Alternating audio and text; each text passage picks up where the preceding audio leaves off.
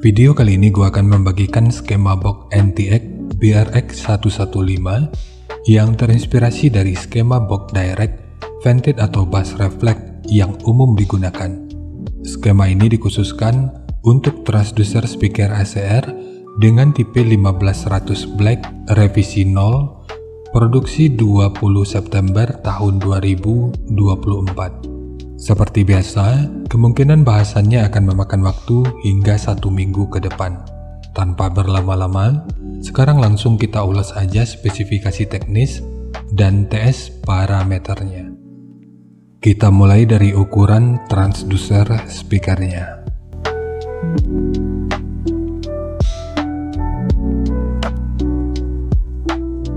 Jadi di sini tampilannya agak buram dan sedikit kemerahan karena lembar spesifikasi ACR akhir-akhir ini udah full color, sehingga gua agak kesulitan juga dalam mengaplikasikannya ke dalam wadah presentasi.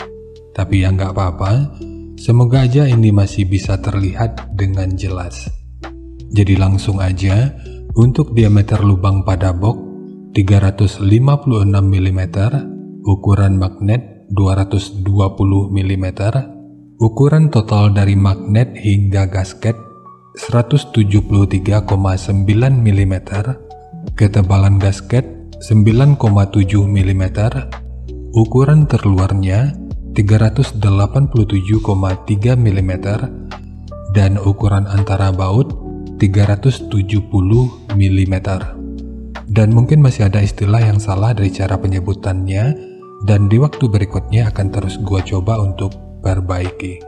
Sekarang kita beralih ke spesifikasi teknis dan TS parameternya.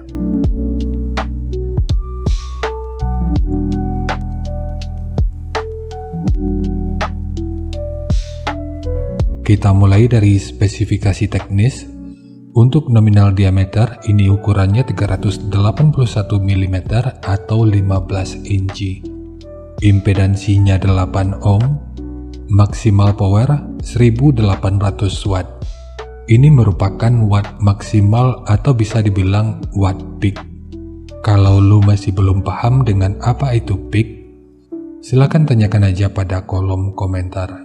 Yang pasti, jika maksimal powernya itu 1800 watt, kita nggak harus menggunakan amplifier 2000 watt juga. Kecuali 2000 watt yang dimaksud itu cuma watt marketing dan bukan watt yang terukur.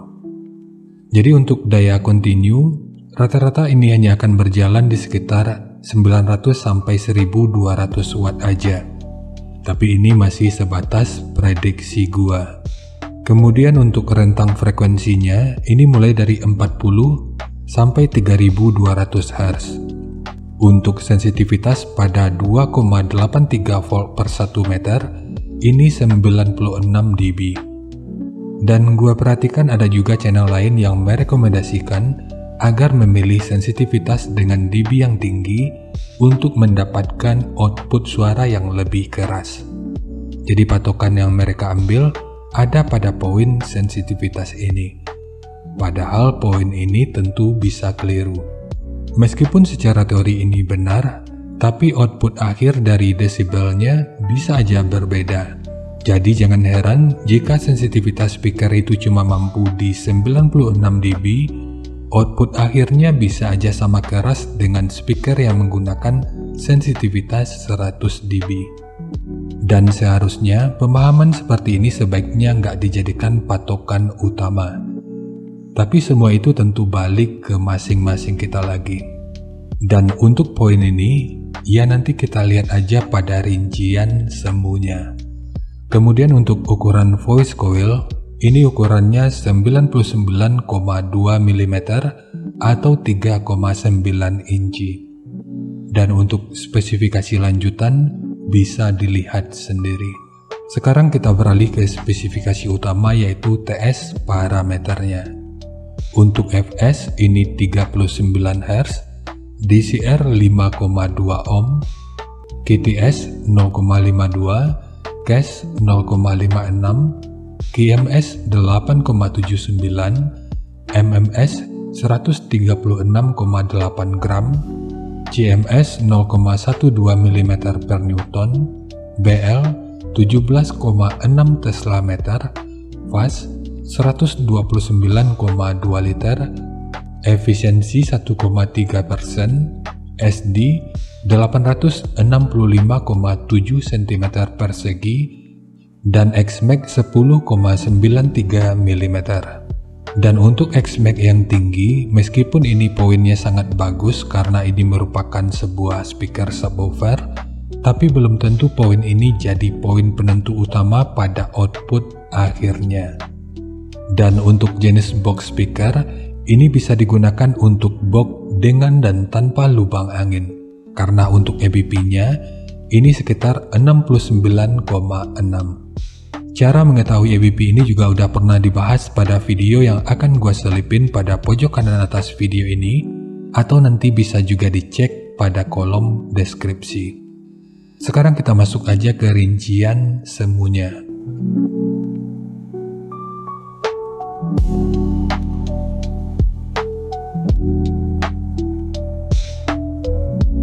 Untuk kerincian semu, poin yang gua gunakan di sini adalah 900 watt pada minimum impedansi 5 ohm. Sebenarnya ini bisa aja distabilkan di minimum impedansi 6 ohm, tapi sebaiknya titik potong frekuensi atasnya nggak lebih dari 150 Hz. Jadi jika di atas 150 Hz, sebaiknya gunakan amplifier yang mampu menangani minimum impedansi di 5 ohm. Dan untuk keamanan dan penggunaan jangka panjang, jika menggunakan mode paralel, sebaiknya gunakan maksimal 2 box atau 2 speaker di setiap channel amplifiernya. Dan pastikan juga amplifier yang digunakan itu mampu menangani impedansi hingga 2 ohm. Kalau amplifiernya cuma mampu di beban 4 ohm, akan lebih direkomendasikan untuk menggunakan 1 box atau 1 speaker aja di setiap channelnya. Kemudian untuk rekomendasi titik potong bawahnya ini di 50 Hz, dan untuk atasnya boleh menyesuaikan. Tapi ini sifatnya tentu nggak mengikat, jadi nanti bisa dicoba aja sesuai karakter yang diinginkan. Dan untuk slope, nanti juga boleh menyesuaikan. Kemudian untuk puncak SPL-nya, ini diperkirakan mencapai sekitar 128 desibel. Jadi di sini bisa terlihat kalau puncak SPL-nya ini bisa menyamai puncak SPL dari speaker 18 inci yang diproduksi beberapa tahun lalu, atau bisa aja speaker yang baru dirilis tahun ini. Jadi kalau 15 berasa 18 inci, ini sangat mungkin didapatkan di speaker ini. Tapi lagi dan lagi, ini masih sebatas rincian semu. Dan harap diingat, karena ini masih merupakan rincian semu, jadi tentu aja bisa lebih baik atau bisa aja lebih buruk dari yang diperkirakan. Karena untuk efisiensi akhirnya, itu juga akan dipengaruhi oleh beberapa faktor. Apakah itu kerapian dan kepresisian dari pembuatan box, kualitas bahan, hingga equipment yang digunakan. Sebelum melanjutkan, harap baca deskripsi video, karena ada beberapa informasi tambahan terkait bahasan yang ada pada video ini.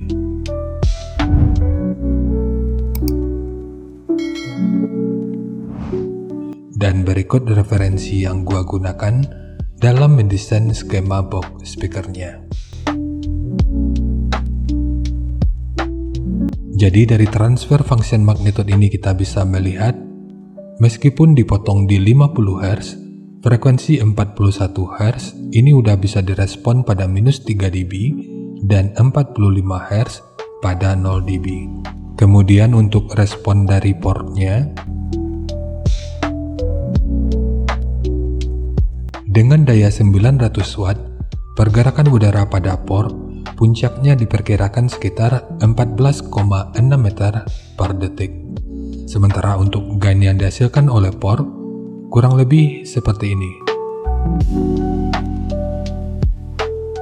Jadi secara teori, di sini port akan membantu dalam merespon frekuensi bawah hingga sekitar 32 Hz pada minus 3 dB. Jadi gua pikir speaker ini memang layak dikategorikan sebagai subwoofer.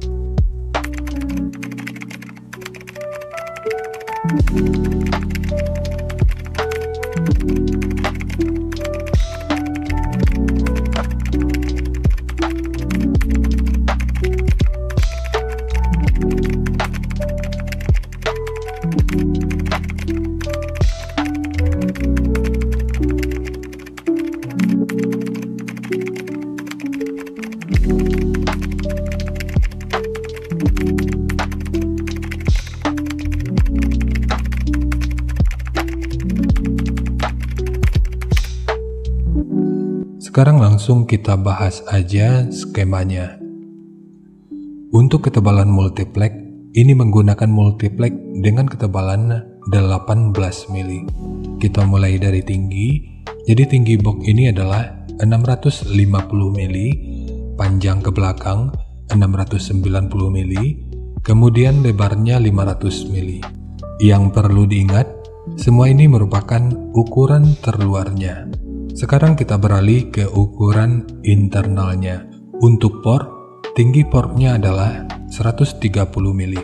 Sementara untuk sekatnya yang kalau kita ukur dari sudut ini sampai ke sudut ini ukurannya adalah 284 mili. Kemudian untuk triplek dari dudukan speaker ini menggunakan dua lapis, satu sebagai dudukan utama dari transdusernya dan satu lagi sebagai penguat dari dinding luarnya. Kemudian ukuran dari sudut ini sampai ke sudut ini ukurannya adalah 586 mili. Kemudian di sini ditambahkan penguat berupa sekat yang bentukannya seperti ini. Untuk ukurannya 240 mili dan ketebalannya 36 mili. Lalu di sudut ini dan ini ditambahkan segitiga yang bertujuan untuk meminimalisir kebocoran dan meningkatkan aerodinamika sehingga proses resonansinya itu bisa berfungsi dengan lebih optimal. Sementara untuk handle, ini hanya untuk estetika dari penyajian videonya aja. Namun jika lu ingin menggunakan handle triplek seperti ini, akan lebih baik jika sudut luar dan dalamnya dibentuk seperti ini. Jadi nanti tinggal lu custom aja sesuai kebutuhannya. Jadi segitu aja untuk skema dari box NTX BRX115 khususnya untuk transducer speaker ACR dengan tipe 15100 Black. Jika nanti lu punya link review dan video cek soundnya, silahkan bagikan aja pada kolom komentar agar bisa dijadikan referensi juga buat teman-teman yang lainnya. Terima kasih untuk lu yang udah nonton sampai detik ini. Bagaimana tanggapannya atas bahasan kita kali ini? Sampaikan aja pada kolom komentar, biar kita sama-sama bisa belajar agar lebih baik lagi. Dan seperti biasa jika lu suka dengan bahasannya, silahkan like dan share aja videonya ke teman-teman lain yang sekiranya juga suka dengan topik yang sama. Untuk lu yang udah berlangganan, terima kasih banyak atas dukungannya. Dan untuk lu yang belum berlangganan, jika berkenan bantu subscribe-nya. Dan jangan lupa untuk baca kolom deskripsi dan kunjungi juga tab komunitas untuk mendapatkan informasi dan update terbaru. Jadi segitu aja, dan kita ketemu lagi pada video yang lainnya.